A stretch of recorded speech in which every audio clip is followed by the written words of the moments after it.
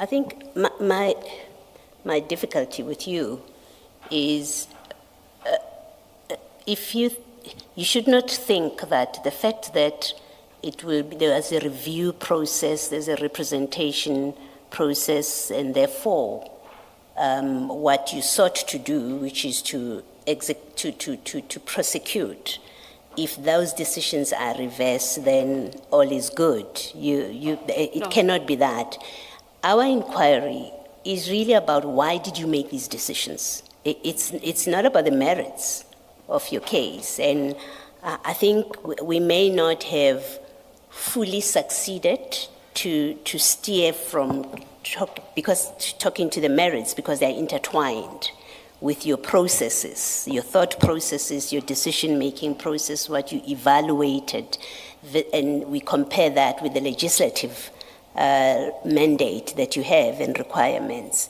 So fact that there will be reviews and representations that maybe do succeed is not really of our concern.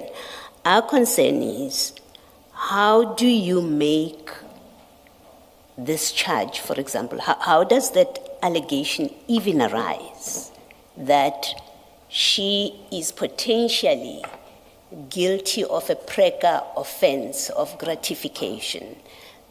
But not just her.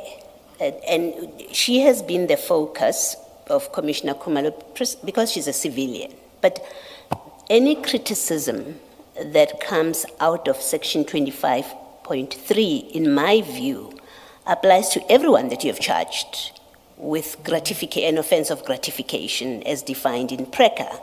And it comes from, but there are no facts alleged by Mr. Adams, the aunt, not in his Section 27, not in the affidavit, that paragraph 2 that speaks only about Ms. Mukwele's appointment. Nowhere else does he make allegations that form a reasonable basis for you to prefer a charge of gratification as defined in PRECA. That is really the issue, right? And so the inquiry to you is, why did you authorize that? Why did your investigators get to that point? Why did the prosecutor, firstly your internal prosecutor, get to that point?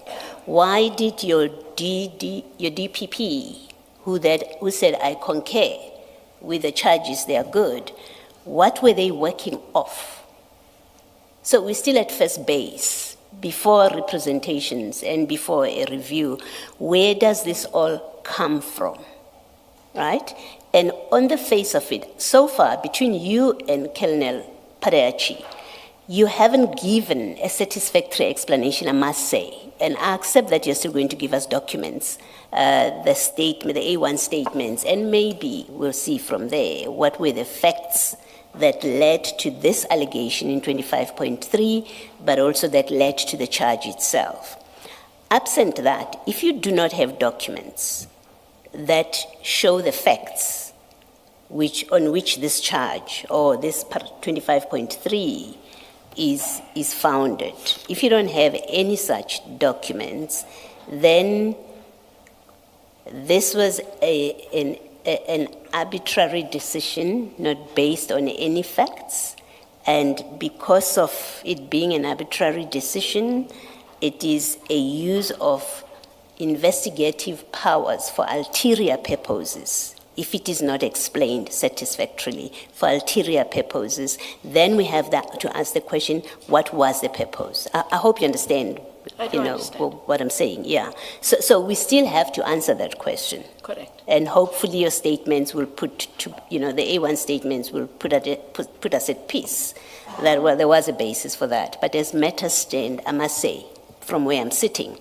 that with everything that is before us, and until we get something else, then the exercise of the power to investigate and to charge an offense of gratification under PRECA was exercised without proper consideration, without facts placed properly, and I underline properly, placed before you for this, and the prosecutor and all the people that I've listed, to formulate that charge. On the face of it, the power that you have, all of you that I've listed, you exercise it for an ulterior purpose, and hopefully by the end of the evidence of the IDEC witnesses, we will find out what was the purpose. That for me is the real issue here. Do you have anything to say to that? Thank you.